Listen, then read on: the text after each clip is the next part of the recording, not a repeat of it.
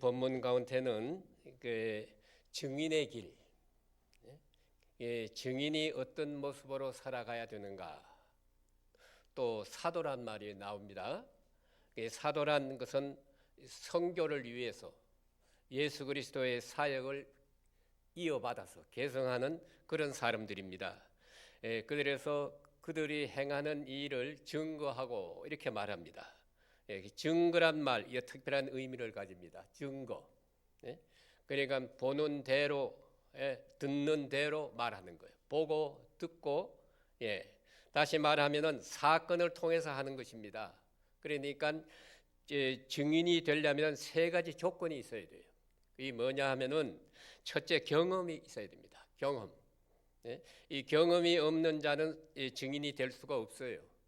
또 우리가 복음을 증거해도 경험이 있어야 합니다. 그래서 신앙적 경험이지요. 그런 경험이 없이는 복음을 증거할 수가 없어요. 그러니까 자기가 보고 듣는 대로 증거를 할 수 있는 것입니다. 그렇기 때문에 경험이라는 것은 말로 이어지는 게 아니거든요. 그러니까 뭐 추상적인 그런 얘기도 아니고, 또 듣는 대로 공부하는 대로 이거 가지고는 이 생명의 역사가 나타나지 않습니다.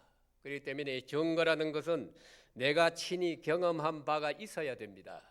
그래서 여러분들이 증인을 세울 때 우리가 법정에서도 뭐라고 그럽니까? 보았습니까? 보았습니다. 있었습니까? 그때 있었습니다. 들었습니까? 들었습니다. 그러면 증인이 될 수가 있지요. 그런데 보았습니까? 못 보았습니다. 들었습니까? 듣지는 못했는데 내 생각은 이렇습니다. 이러면 증인이 될 수 없어요. 그러니까 증인이라는 것은 꼭 직접 경험해야 합니다. 그리고 이 경험이라는 것은 사건에 부딪히는 것을 말합니다. 그런 거로 사건에 부딪힌 사건을 우리가 통해서 증거합니다. 그것이 바로 증인이 올시다. 그러니까 이 사도들은요, 예수 그리스도를 인격, 예수 그리스도를 직접 만나서 체험도 하고 경험했어요. 그렇기 때문에 그 다음에 또 하나는 뭐냐? 자기에게 엄청난 경험을 한 분에게 얼마나 감사해요.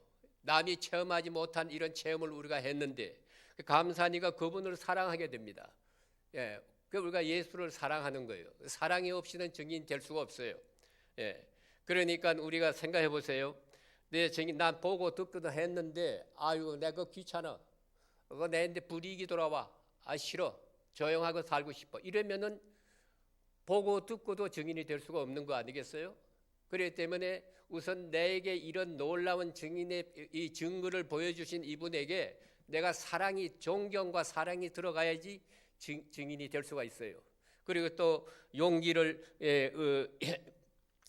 있어야 됩니다. 요새 많은 사건들이 우리 살아가는 삶이 얼마나 많아요. 나라가 이렇게 어지러운 것도 사실 알고 보면은 이 증인하는 양심 고백을 하는 사람들이 없어서 그래요. 이게 했던 불리하거든, 귀찮거든. 그래서 이렇게 시끄럽고 더 사건이 커지게 되는 겁니다. 그렇기 때문에 이 증인이 확실하게 증거하고 있을 때 이 증인에게 중요한 사건이 따르게 되는데 그게 뭐냐? 이적이 나타납니다. 그를 증거하시는 분이 그와 함께 하기 때문에 그렇습니다. 그래서 이 이적이 따르게 되는데 이 이적이 따르기 때문에 저들의 핍박을 능히 이겨낼 수가 있습니다.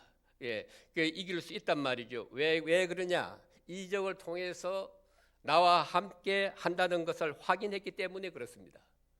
그래서 확증해 주기 때문에 그런 거로 이적을 경험한 사람들은 핍박을 쉽게 이길 수가 있어요. 그리고 또 하나는 이 확실한 증거를 가지고 말하니까, 그러니까 여기에는 꼭 반대가 생겨요. 확신인 진실 뒤에는 거짓이 따라오는 것처럼 반대가 생깁니다. 이렇게 해서 확실한 것을 반드시 우리가 뒤에 반역자가 있다 하는 것도 우리가 하나 생각해야 되고요. 또 하나는 그 사람에게 전한 것 같아도 사실은 하나님께 순종하는 것입니다. 그래서 오늘 사도가 말합니다. 사람보다 하나님께 순종하는 것이 마땅하니라.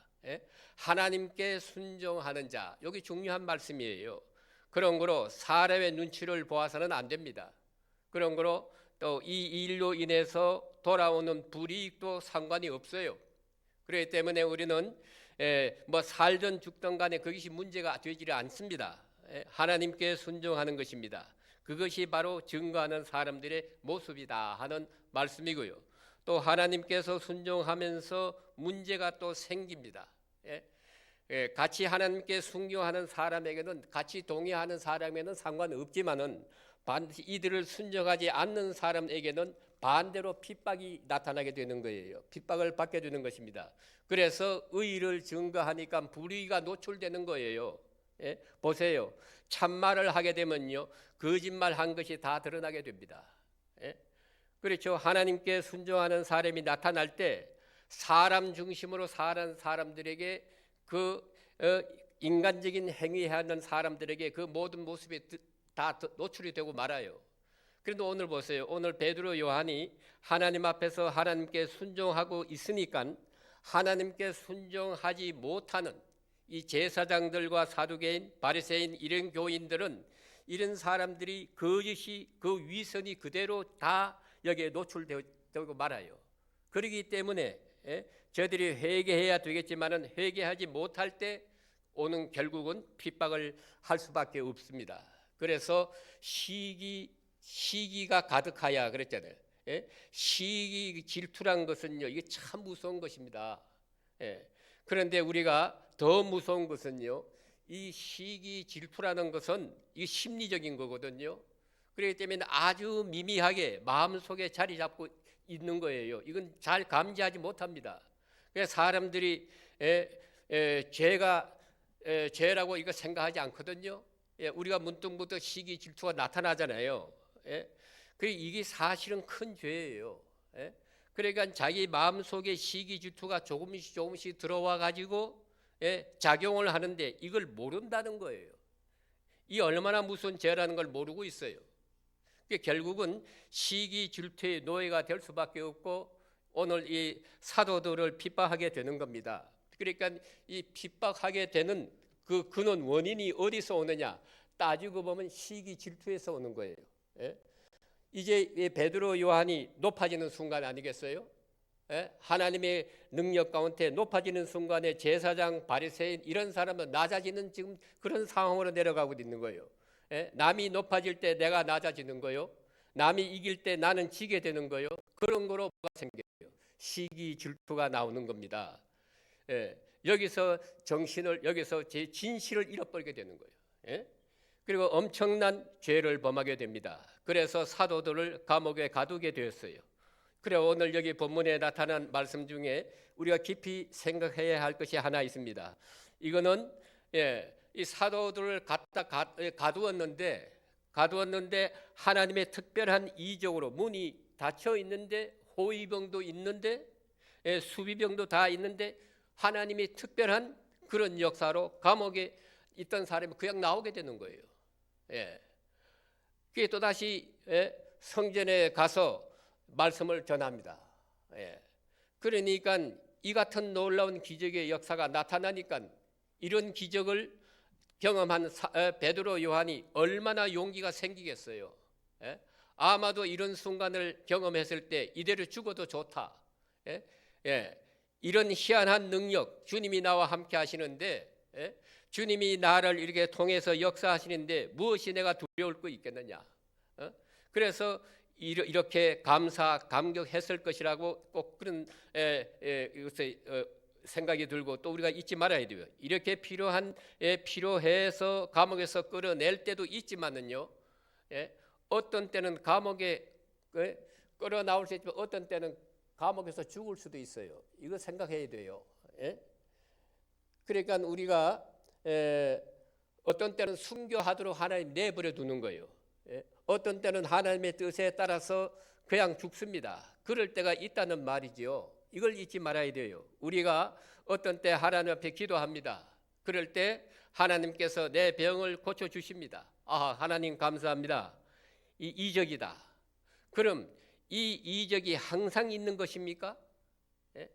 그러면 세상에 누가 죽겠어요? 그거 아니란 말입니다. 예? 예. 이게 어떤 때는 하나님이 필요해서 그 기도를 들어주시고 병을 낫게 하고 그러지만은 어떤 때는 아니요. 예? 이번 기회에 그냥 육체로 벗어버리고 내게로 오라, 그런 말씀을 하실 때가 온다는 걸 우리가 잊지 말아야 돼요. 예. 그러니까 오늘 내가 이런 놀라운 체험을 하고 내일 죽을 수도 있다 이 말입니다. 그걸 우리가 잊지 말아야 돼요. 이걸 생각하고 사는 사람이 그리스도인입니다. 예? 그게 바른 신앙이에요. 하나님의 은혜에 따라서 능력 가운데 나를 살려주시기도 하지만은 능력 가운데 나를 불러가시기도 하고요. 그러한 믿음을 가져야 한다 하는 것입니다. 오늘 이 본문에 베드로 요한이 사도들이 감옥에 갇혔지요. 하나님의 능력으로 끌어냈어요. 예? 그러면은 항상 끌어내느냐? 아니라 그 말이에요. 결국은 베드로는 로마에 가서 십자가에 못 박혀 죽었어요. 그러니까 이적과 내 자신의 관계를 분명하게 해야 합니다. 그 다음에 오늘 본문에 보면은 이런 이적으로 말미암아 용기를 얻었어요. 그래 가서 성전에 가서 말씀을 또 전합니다. 과감하게 말씀을 전합니다. 이럴 때 또다시 그 핍박자들이 또 곤욕을 치르게 되지요. 그러니까 중요한 것은 이렇게 이 사실의 제사장이나 바리새인, 사두개인 이들에게는 전면적인 도전이 되는 것이지요. 그래서 오늘 여기 성경 말씀 가운데 그런 말씀이 있습니다. 28절 보세요. 충분히 나타나 있습니다. 여기 이르되 우리가 이 이름으로 사람을 가르치지 말라고 엄금하였으되 너희가 너희 가르침을 예루살렘에 가득하게 하니 이 사람의 피를 우리에게 돌리고자 함이로다. 이 사람이 누굽니까? 이 사람이 예수예요. 이 사람의 피를 우리에게 돌리고자 함이라. 이런 결과가 됐다는 얘기입니다. 그러니까 사도 베드로 요한이 이렇게 남의 죄를 정죄하고 싶어서 이런 게 아니거든요. 누구를 정죄하려는 마음도 없어요. 다만 예수님의 부활을 전했을 뿐입니다. 그러나 그 파급되는 결과는 예수님을 십자가에 못 박는 그런 사람들로 정죄를 당하게 됐다, 그런 말씀이에요. 그러니까 이런 사건이 우리에게도 많이 있습니다. 나의 정직함에 남의 부정직함을 고발하는 결과가 될 수도 있잖아요. 그렇죠? 이걸 잊지 말아야 돼요. 우리가 사업하는 분들 이렇게 어려운 세상에 우리가 살아가고 있지만은 정직하게 물건을 만들고 또 정직하게 정직하게 물건을 만들어 팔고 정직하게 이렇게 사는 사람이 잘 살아요. 그런데 또 한편으로는 옆에 있는 사람은 그게 아니에요. 세상에 그렇게 살 수 있나? 타협하고 적당해야 살 수 있지. 그러나 아니지 않습니까? 그러니까 이 사람들을 다 정죄하는 거거든요. 그러니까 말없이 정죄하는 것이 된다 그 말입니다. 그들이 오늘 여기 본문에 예수님의 피를 그에게 돌리고자 함이로다. 억울하게 죽었어요. 죄 없이 죽은 사람을 우리에게 돌리고자 함이로다. 이 사실이잖아요. 너가 지금 증거하는데 우리가 보니 이 죄 없는 사람을 죽이는 것을 우리가 죽은 결과가 되지 않느냐, 그 얘기거든요. 그 사실이 아닙니까? 그러나 그의 의도는 절대 그게 아니었어요. 그 사람들에게 정죄하고 싶어서 베드로 요한이 가서 말한 게 아니에요. 결과적으로 그렇게 됐다 그 말이에요. 그런 거로 저들은 베드로 요한을 핍박할 수밖에 없었어요. 여기에 대한 베드로의 대답이 그렇습니다. 사람보다 하나님께 순종하는 것이 마땅하니라. 하나님께 순종하다 보니까 결과가 왔다. 이런 결과가 됐다. 내가 당신들을 미워서 한 일도 아니요, 또 정죄하기 해서 그런 것도 아니다. 그러나 나는 하나님께 순종했을 것 뿐이다. 그래서 당신들에게 순종하고 당신들이 마음 상할까봐 내가 해야 할 말을 못해서는 안 되잖아요. 그래서 이들에게 피를 돌리지 않는다고 해서 안 돌아가는 것도 아니고, 그래서 안 돌아가기 위해서 복음 전하는 것을 중단할 수도 없는 거고, 그래서 이것이 베드로의 얘기입니다. 그런 거로 나는 하나님께 순종합니다. 그것이 마땅하지 않느냐 그렇습니다. 오늘 하나님께 순종하는 사람, 때로 많은 사람들에게 시기, 질투 이런 핍박을 받아요. 그러나 이것이 문제입니다. 깊이 우리가 생각해야 합니다. 내 마음 가운데 혹이라도 조그마한 사건 하나라도 있는가 한번 생각해 보세요. 시기, 질투는 완전히 빼버리고 살아야 돼요. 그 어느 책에 보니까 시기, 질투를 빡 빼버리면은 50%를 더 산대요. 그런 줄 아세요? 오래 살려면 시기, 질투 뽑아버려야 돼요. 50%를 더 산다고 책에 어떤 박사가 그렇게 기록을 해놨어요. 그러니까 언제나 우리 마음 가운데 이런 사람 눈치 생각하기 이런 것도 다 버리고 하나님 앞에 오늘도 우리가 성실하게 진실하게 하나님 앞에 내가 산다. 요 신앙 자세가 늘 마음에 늘 자리 잡고 있어야 돼요. 안 그러면은 우리는 이 세상에 휩쓸리게 되고 유혹에 말리게 되고 나도 모르게 시기 질투가 들어오고 인간의 예수 믿기 전에 모습이 그대로 다 노출되는 거예요. 그걸 우리가 오늘 이 시간을 통해서 우리가 알아야 되겠고요. 그러나 오늘 이렇게 순종하는 것이 마땅하지 않느냐. 그리고 저들을 이렇게 증거할 때마다 성령이 충만했어요. 성령이 충만하고 그 충만함을 느낍니다. 그래서 성령이 지금 성원을 합니다. 내 말하는 거 잘한다. 너 아주 용기 있게 잘 내 말씀을 전하고 있다. 힘내라, 용기 내라. 이게 누가? 성령께서 자꾸 성원하는 거예요. 오늘도 여러분들이 내 힘으로 사는 것이 아닙니다. 오늘도 성령의 은혜를 받아서 우리 오늘 하루 생활 이 하루만이라도 우리가 하나님의 영이 함께해서 하나님 기뻐하시는 그런 복된 은혜의 삶을 우리 모두가 살아가야 될 것이다 하는 귀한 말씀이 옳시다. 오늘 여기까지 말씀드리겠습니다. 기도드리겠습니다. 하나님 아버지, 험악한 세상에 힘들게 살아가는데 저희들에게 믿음을 주신 것 감사합니다. 오늘도 주님 앞에 나와 찬송할 수 있는 하나님의 사람으로 불러주시고 세워주시고 이 거룩한 역사를 가능케 해주시는 것 감사합니다. 하나님 아버지, 오늘 우리 생이 얼마나 남은지 알 수 없지만은 이 새벽 시간 기도하는 그런 사람으로 살아가게 해 주시옵소서. 기도하면서 응답을 듣고 기도하면서 지혜를 얻고 기도하면서 용기를 얻고 주의 사람으로 살아가게 하여 주시옵소서. 복음을 증거하기 위해서 신앙적 체험이 있게 하시고 오늘 또 주님과 동행해서 용기 있게 주의 증인의 사명을 잘 감당하며 살아서 주 앞에 영광 돌리는 우리 모두가 되게 하여 주시옵소서. 오늘 또 아버지, 또 우리 모든 성도들에게 우리가 여기서 기도함으로 저희들도 평안을 얻게 하시고 오늘도 저 안에 승리하는 모든 복된 우리 모든 성도들 다 되게 해 주시옵시고 또 우리 목사님 오늘 일정도 주님 함께 하여 주시옵소서. 오늘 하루의 모든 삶을 주님께 의탁하고 예수님의 이름으로 간절히 감사하며 기도합나이다. 아멘.